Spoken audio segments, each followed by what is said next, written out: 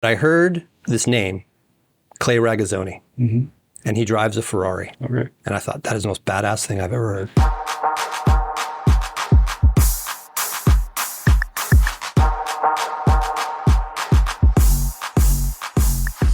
George. Hi. Thank you. Pleasure. For being on our first episode of this podcast. Happy to be here. The Creative Drive. So you're the creative director for Racer Studio. Yep. You're involved in all the creative details of the brand and the products that we create as a studio. Yep. We're in this new office. Yep. We've been here for a year. I started about a month ago. Mm-hmm. How do you feel about the espresso maker? The espresso maker. Yeah, about the coffee maker in the office. I have to confess, I haven't used the new one yet. Details, my friend. Yeah, I'm not optimistic, but I have high standards. Sorry. Are you a coffee guy? Yeah, I am. I thought you would be a coffee guy. Yeah. All right. So seriously, what does the creative director do for the Racer Studio? So I guess to take a step back, Racer Studio is the in-house agency of Racer Media and Marketing. So we don't, as a studio, typically deal directly with the editorial products, though we do in a sense of only when there's branded content pieces and things like that. But just the day-to-day reporting and news and creation of the magazine and the website is not really the studio's area of work. So we mostly deal with clients, so third-party clients, or the company as a whole is also a client. Yes. As you mentioned, all of the brand things and things that Racer puts out. But we deal mostly with clients, and it's whether it's tracks, sanctioning bodies, team sponsors, manufacturers, all of the above. We have dealt with in the past, and the range of work could be anything from brand creative, so ads, creative campaigns, things like that. It can be branded content creation. It can be livery design on cars. We've done plenty of that in the past. So it kind of runs a bit of the gamut, and it can be almost in any medium, really. Video, digital, print. We've done books. We've done a whole host of stuff. So there's a lot of little elements that go into it. So I think a lot of people don't know that Racer actually has two faces, right? Yeah. So they have, you mentioned the editorial, which is like the magazine and racer.com. Yep. And the commercial side of the business where you have clients and you just do all this creative work for them. Right. What are some of the projects that Racer Studio has worked on in the past? Man, it's a ton of stuff. In the most recent past, we have been the agency for both Laguna Seca and Lime Rock Park, so tracks, and that deals with everything for them from their promotional advertising campaigns, designing credentials, sales materials for them, a whole bunch of stuff like that. The other side of it has been, maybe to the other extreme, has been Toyota has been a long-serving client of ours. And that could be everything from, years ago, it was a custom published magazines probably. Video content creation, that could be things that were created recently for like their dealer network, for their social media. A really fun project we did 4 or 5 years ago was when the new GR Supra was launched. Yep. The first, I believe it was the first 2,000 customers got a book, and it was a 220-ish page book with a beautiful box and the whole 9 yards, and we assembled that whole book that kind of told the story of the Supra from origin to present day. That was a super cool project. So we've done just a whole range of stuff like that. Do the studio part and the editorial collaborate on some of these projects, or are these kind of separate? I mean, for sure. Like I said, if we're talking about newsy type stuff, then, not so much. But with branded content pieces. So currently, for instance, we do a lot of branded content for Mazda. Okay. That content we create for Mazda, but the outlet, the distribution point is the magazine and the website. So there's certainly some collaboration in regard to, what's some of the ideas that we might bring to bear in some of those stories. That comes over, input from the editorial side. Right. So there are definitely things like that where we cross over. And has it always been like that for Racer?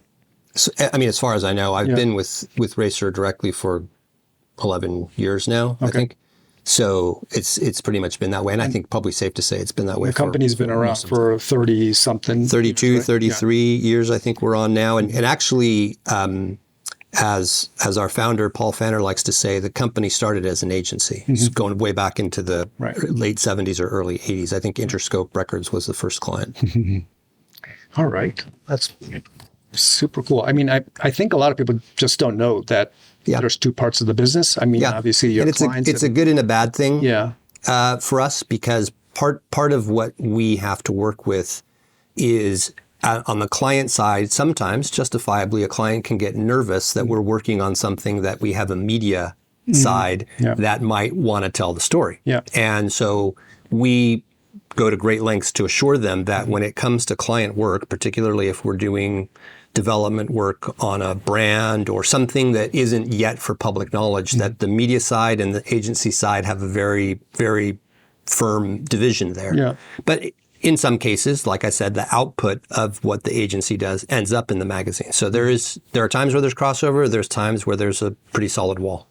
So when you're talking to a client about, a project, where do you first start out with? Like, what's the starting point of, like, where does like inspiration come from? Does it come from the client side, or do you guys present, or how does that usually happen? It's probably a bit of both. Everybody's challenges from an agency side can be fairly unique, and sometimes you sort of know, just because of the nature of the business, you kind of have a knowledge of what they're going to ask for even before you start. Sometimes it's a completely blank sheet. Yeah. And so you've got to figure out with them in conversation, what's the goal, who's the audience, what are you trying to ultimately to achieve? And then in terms of, once sort of the parameters of that are established and you think about inspiration for it, a lot of times the inspiration can be they themselves, if they have a legacy or a history that you're trying to embellish or to bring out or tease out or use it as a foundation. But sometimes the inspiration can be, especially if they want something totally new, it could be something completely outside of even the motorsport realm. I mean, you can look at anything that's popular culture, design, whatever, and sometimes that's what they're looking to, is to bring in on occasion something that isn't necessarily the trite or the cliche or the expected from the motorsport realm. They want to bring something from the outside in. So it's a balancing act. It's different for every client, and sometimes even within a client, it could be different from project to project. If you're dealing with a track as an example, they may be appealing to a very core motorsports audience for one event, but then having to appeal to maybe a broader automotive or even non-automotive market for a different application. So you have to find that balance. Yeah.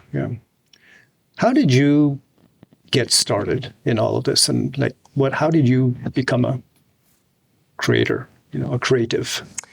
I mean, it's sort of I guess probably for most people, it was a bit of a winding path. So I think if I want to go kind of way back, from the perspective of the culture, motorsports, automotive, I've been a motorsports, automotive person since I was a little kid. Yeah. And so, fast forward to in high school, I discovered that I had a knack for writing and for creative writing. I won literary awards in high school and all that kind of stuff, and contests and that sort of thing. So then I went to university, and one of the things that I was always wrestling with was one of my other kind of passions is architecture and design. And so I kind of thought, should I go to architecture school and do that? And the math part of it scared me, because that's not my forte by any stretch. But, certain things happen. And I think that the communications side of things was the path of least resistance for me. And so fast forward another few years, and at one job that I had before I got involved in motorsports, I was talking to a colleague who came from the PR world. And, I mentioned that I wanted to get involved in motorsports and I wasn't really sure how to get involved. And she said to me, well, what about PR? We don't race teams and people have PR. And it never really occurred to me. And so she said, you should give that a shot. And so lo and behold, one day I see in an ad in Auto Week that Skip Barber Racing School was hiring. And I thought, well, I'll throw in an application, see what happens. And they responded. And the job was actually for a sales job, which I had done retail sales before. Okay. So I had sales experience, but I didn't really love sales. But it was sort of like, okay, if it gets my foot in the door, so be it. Anyway, fast forward a little bit more, and the first conversation on sales was, well, you're overqualified for our sales here, but I want you to talk to the guy who's the head of marketing. And so they flew me out to the Detroit Grand Prix when it was still CART back in the day, had an interview with the whole thing, and next thing you know, I'm hired as the head of marketing communications for the Skip Barber Racing School, which included the Barber Dodge Pro Series, which was the sort of the most public face. Yeah. And so in the process of working there, it was the communication side, then got kind of melded with the design and the brand side of all of that sort of stuff. And so these sort of two sides started to kind of coalesce. Yeah. And as I went with every step in my career, the overlap became more and more and more and more. And what I basically found was I was doing more work on brand narratives, brand creative, brand positioning, all of these sorts of things in this world that, lo and behold, you get here and you get to this kind of role. Prior to joining with Racer, a colleague of mine and I, we had our own sort of little boutique agency. And so we did a lot of work for race teams and other people. And actually, Racer was a client. So we were a subcontractor to Racer for a time. And then I came in full time. I think I first met you when you were doing PR, right, and communications for GRC or something like that, right? Yeah, there was a little bit of a diversion of working for the Global Rallycross Championship, and my role there was less about marketing directly. I was overseeing the whole series, but in overseeing, the series was very much a marketing exercise in many ways, and so that's sort of how I fell into the role of overseeing the whole series, because it was very much a marketing and communications basis for how the series was created. So there were a few years there of GRC. Yeah. I mean, racing is marketing. Marketing is so important for racing. Yeah. Do you think you mentioned like the writing part and the design and the visual part kind of came together for you? Yeah. And I think that's really it holds true also for any type of creative person. Sure. Do you think one is more important than the other, or is it good to have both? What are your thoughts on that? In terms of like words versus images, yeah. Man, to me they're all the same. Yeah. It's at the end of the day you're telling a story, and it doesn't really matter if you're telling that story with a picture, as they say, is worth 1,000 words. Yep. Or it's words, but it's inevitably in any platform. There's going to be a combination of the two. I mean, even in video, you don't read the words mostly in video, but there's still a script, there's still a storyline. So you have to really combine the two and think about where there's the symmetry between the words, the visuals, to create that kind of coherent narrative storyline. Why do you think these days they say storytelling is so important for brands? And how do you interpret that? Storytelling, when they say storytelling for brands, like it's probably overused, but what's your take on that? It's a great question. Yeah. So the thing that I fall back on is my belief is that most of us today, unfortunately there are parts of the world where this isn't true, but for most people, we don't need anything anymore. We want things. And the only way you want something is because there's a story behind it. You might not really consciously realize that, but I think that the majority of choices that we as consumers make today are driven by a story, the background story of that brand, the story of that product, the story of what the use of that product says about you as the user of it. So I don't think that there's I don't think there's almost anything that we sell today. Certainly the things that they're the things we need. We need food and, we need certain basic necessities. But when you get beyond those necessities, I would venture to say that most people are buying something based on some sort of story, whether they realize it or not. Mm-hmm. Yeah, that's a good point. With so many stories out there now, on social media, do you feel like content and creative is getting a little bit commoditized in a way? I mean, I think when things are good, mm-hmm. it doesn't really matter, right? So great storytelling surpasses or goes above all of that sort of stuff. Okay. I mean, if you're just checking the box, then it's a commoditized thing. But when you're reaching for something that's really creative, genuine, authentic, or whatever the adjective that you want to put to it, and it works well. And that, by the way, that doesn't mean it has to be revolutionary. Mm-hmm. I think there's so few original ideas, really. What's original is execution. Right. Yeah, I guess the cream of the crop, right? Yeah. It always rises. Yeah. Another question about social media versus like journalism, right? There's a lot of we're in a business where where journalism and social media really overlap. Yeah. Right.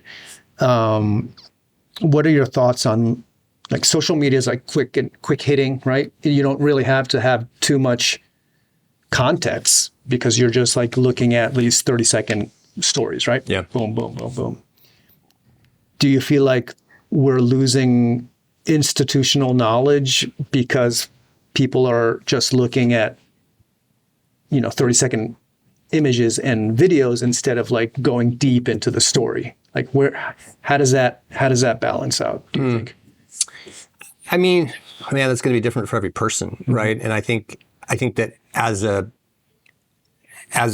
company ourselves, as a media company, we have to service both sides of that, right? We have to service the instant gratification of a Instagram post, but we also need kind of the long form, deep content of the magazine. And people are going to search for that content if they really want it, and they're going to find it, wherever it is.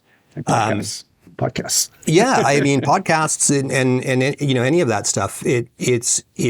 You have to serve the audience, and the audience has different needs at different times. Yeah. I mean, I certainly am on Instagram mostly. I'm not a big Facebook or other person, but certainly on Instagram. And I use Instagram for inspiration. Yeah. I use Instagram to get quick knowledge of certain things. I use Instagram sometimes as just an escape.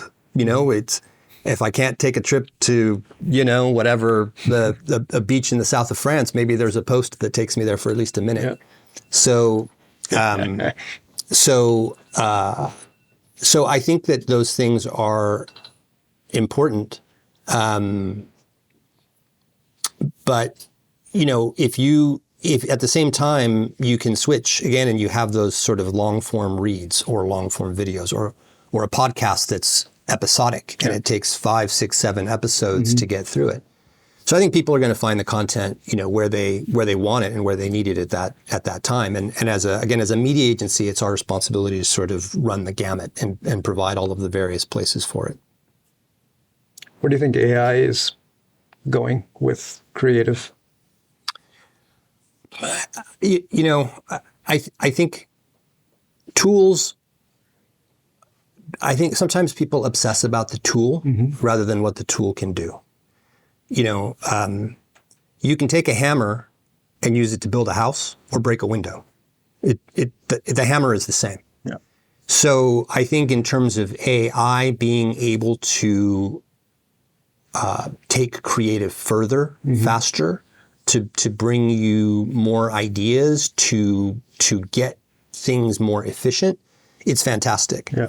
And with a lot of this stuff, sometimes you see the commercial, and the commercial is, oh, click here, and suddenly you've got this beautiful thing. But the reality is that you still need to know what to tell the AI to do, because it doesn't do it yet. What if it's going to start entirely on its own? Eventually, it'll start making the entire house itself, though.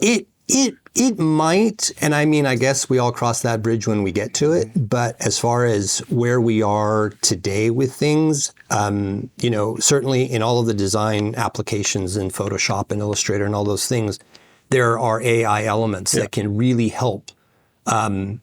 Sometimes mostly it just takes a lot of the manual labor out of the equation, and it makes it more straightforward. But as I said before, you still have to know as a tool how to use it. The chisel doesn't make the carpenter. Right. So if you don't know how to use those tools, you're totally getting left behind. Right. In this day and age. Yeah. So some of your colleagues have said, you're fun to work with, and you're calling you a genius too. Cool. I owe them some money or something. Who excels at discovering the many facets and layers to a client's needs and brand, when you're working for a brand. I mean, that's exactly what you do, right? Yeah. So how about when you're talking to young people, trying to come up in this business, what kind of advice would you give them right now? I would say the first thing is it's a little bit cliche, but it's true. Follow the passion. Follow what you're interested in, but at the same time, don't be blind to the realities, right? So almost every I tell people sometimes what I do, and they say, "Oh my God, it's so glamorous and so must be so exciting." And I'm like, "Well, yeah. I mean, I'd rather be doing this than selling toilet paper or something like that." Yeah. But at the same time, there is a lot of drudgery. There's a lot of challenges. There's a lot of times where it's not that fun either. Yeah. Behind closed doors, I've been known to let some expletives fly about certain situations, right? So, but that's true in any walk of life and in any job. And so I think be open-minded to the possibilities. Be open-minded to where you can take your particular talents. And ultimately, I think the best advice, which again, it is not specific to this, is surround yourself with people who are going to encourage your passion. Don't waste time with people who aren't. Yeah, definitely. If you're going to work hard, you might as well be doing the thing that you love. 100%. Right? Yeah. Life's too short to do otherwise. I was just talking to one of our colleagues the other day, and it's like the other guys in this office that were in Irvine, that's like the worst. I would never want to work there. I mean, it's probably a great job, but in the building. Yeah. You know the guys. I mean, not to put them down or anything, but it's like it's just there's some kind of there's some conversations in the elevator that you kind of go I'm so glad I'm going to the racer office. Yep. Cool. What inspires you? What's your favorite car? Where do you take your inspiration from when you're creating or when you're building something? I mean, in the automotive world, in terms of brands and things, so my whole entryway into motorsports for me was and still is Formula One. So, I got involved where I started my passion for Formula One when I was 7, I think. And it was the 1976 Long Beach Grand Prix here in Southern California. Yeah. And the thing that got me was I didn't really know, I knew what Formula One was at the time, but but I heard this name, Clay Ragazzoni, and he drives a Ferrari. Okay. And I thought, that is the most badass thing I've ever heard. So that was where I really got into following. So all throughout time, I think whatever is happening in Formula One has been, significant influence to me. And then from that, sports car racing and motorcycle racing have been big. I'm a big cyclist, so everything in the cycling world is interesting to me. And so that's sort of what's coalesced kind of my view of motorsports. But in kind of the bigger picture things, where I find inspiration is just anything that's design related, furniture, architecture, I say fashion, but not really fashion like in the trendy sort of sense, more in the design sense of like well-cut, tailored clothes or that sort of thing. I see. So any of those things, food, you know, is a big thing for me. Food is culture. Yeah. It's, you know, so both the creation of it, the presentation of it, the sort of the authenticity of a plate, you know, is a big deal for me. I love to cook Italian inspired food, and I always strive to be as authentic as I can in producing it. Cool. Mine was my first like big motorsport like experience was Suzuka Formula One.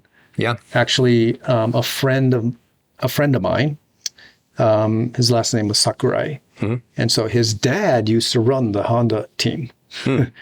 And he had retired, but he had tickets, and he's like, you guys want to go to Suzuka? And we went to Suzuka, and we saw, you know, Formula One Suzuka for the first time. And awesome place to see it. Yeah. And then I was like, okay, you know, that was when, you know, Senna was there, you know, like all the greats were still there.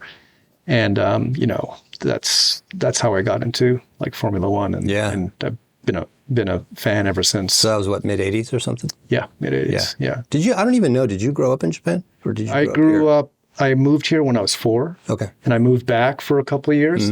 And that was I think I went to Suzuka like at late 80s. It was. Yeah.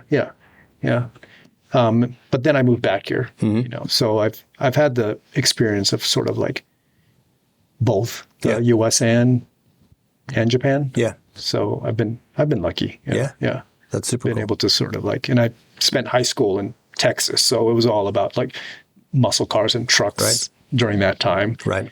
And then in Southern California during that time, you know, it was all the JDM stuff was happening, but I was sort of oblivious to all that stuff because I was living in Houston, right? So we didn't have those that you know going on. Yeah. So when I went back to Japan, I saw like you know, Corolla 86 or 11 for the first time, and I was like, "What the heck is this? I've never seen this in Houston." You know? Right. So it's sort of a big culture shock. Well, it's funny. I think, you know, talking about media and stuff.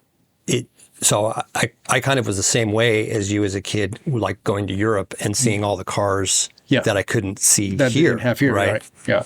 And so there was that separation of things where they were like, oh, so far away. And now you talk about social media and all of these things. Oh my God, it almost seems like there is no separation anymore between all of this stuff. Like you can get anything you want from any, you know, so there isn't, I think we've lost a little bit of that kind of like exotic level to things to some degree. Yeah. But at the same time, I guess I'd rather have it than not. Yeah, because your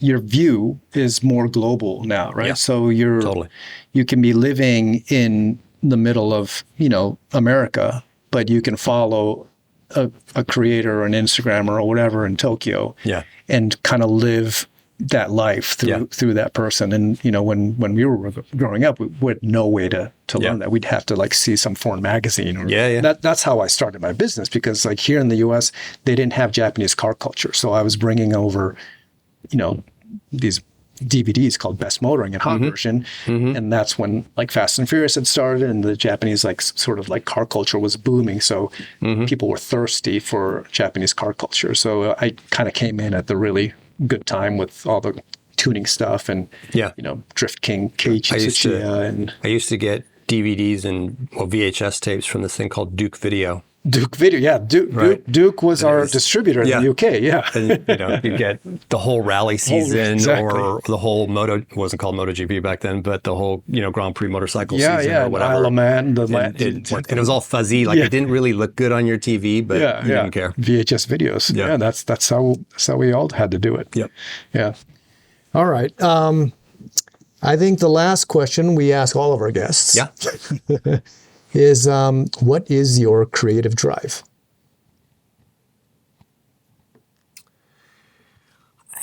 I mean, I think the thing I strive for always is, you know, to try just make things that are great. And what I mean by that is sometimes we have situations where something might not be quote unquote right, but it's great.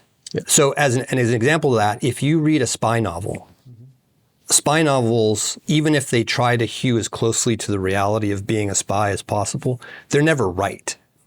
But the good ones are great. Yeah.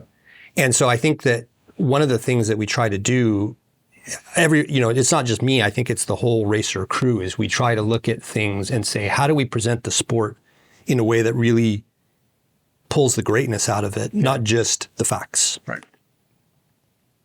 Yeah, that's a good one. That's one thing I've really noticed. I've known Paul and you and Lawrence for a while now, even before I joined the company. But like after I've joined, it's only been a short time, but no one is doing anything like just to get it done. Like everybody is really trying to create something great here, which is really cool. Yeah. Right. Yeah. Because that's what the audience wants. They want stuff that's great. And you can tell, right? If someone's half-assing it, you can really tell. The cameras don't lie. Yeah. So, I think that's the really cool thing about Racer, is that we're trying to really do something cool here. Yeah, totally. Yeah. What do we have going on before we sign off? What's going on with Racer? What are the plans, going forward? It's already October, but any updates or anything? We got this great podcast series that we're starting. There's step one. I think it has been announced, and people who follow the industry probably know that there has been some significant new investment into the company. It's brought people like yourself on board and a whole bunch of others. So I think that 2025 is going to be a big year. Some people have taken to calling it Racer 4.0. Yeah. Internally, yeah. So I think that there's going to be a lot of super cool stuff coming down the road, both in terms of the kind of content we're creating, the platforms that we're using to distribute it. I think it's going to be a cool ride over the next few years. Yeah, I think so. I think it's going to be really cool. Yeah. All right, George. Thank you very much. Thanks for your time. Pleasure. It's been cool to have you on the show, and I'm really happy to be part of the team. Yeah. And happy to have you. And thanks for creating the logo for the podcast as well. Yeah. It's not up here yet. Not yet. But the audience will see it. Yeah. So appreciate it, man. Yeah. Thanks a lot. You got it. Yeah. All right. Thank you. See you guys.